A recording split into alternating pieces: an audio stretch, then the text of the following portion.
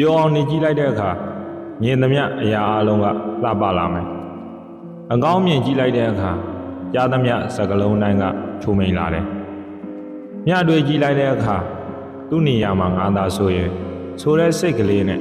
ကိုချင်းစာတက်လာမယ်မြဝေခံစားကြည့်လိုက်တဲ့အခါလူတစ်ယောက်ရဲ့စိတ်ကိုနက်နက်ဆိုင်ဆိုင်မြင်တက်လာတယ်မြစ်တာတွေထားလိုက်တဲ့အခါအရင်လိုတော့ကမဖြစ်ပဲစိတ်အေးချမ်းမှုကိုပိုင်ဆိုင်လာတယ်ကျင်နာချင်းတွေဝေးမျှတဲ့အခါနှွေးထွေးတဲ့ချစ်ချင်းမြတ်တာတွေတံမြန်ရလာတယ်စေတနာတွေထားလိုက်တဲ့အခါသူတစ်ပါးစီကရခဲ့တဲ့စေတနာရဲ့တန်ဖိုးကိုနားလည်လာတယ်ယုံကြည်မှုတွေထားလိုက်တဲ့အခါတစ်ပါးသူရဲ့ကိုယ်ပေါ်ထားခဲ့တဲ့ယုံကြည်မှုရဲ့တန်ဖိုးကိုသိမြင်လာမယ်ပုံပြက်ကပြုလိုက်တဲ့အခါအမုန်းတွေလျှော့လာမယ်ဘယ်သူပြုမိမိအမှုဆိုတာသိလာတဲ့အခါဘယ်သူအပေါ်မှာပဲဖြစ်ဖြစ်ကိုမုန်းတဲ့စိတ်ကလေးရင်းရိုင်သွားခဲ့ရင်တော့မှသတိနဲ့ပြန်ထိန်းတက်လာတယ်လောကမှာလူတိုင်းကသူတစ်ပါးစီကတော့လိုချင်တာကိုယ့်ဘက်ကပြန်ပေးဖို့ဝင်လေးနေတဲ့ကြပါတယ်ဒါကြောင့်လည်းလောဘရဲ့အစဉ်ရောက်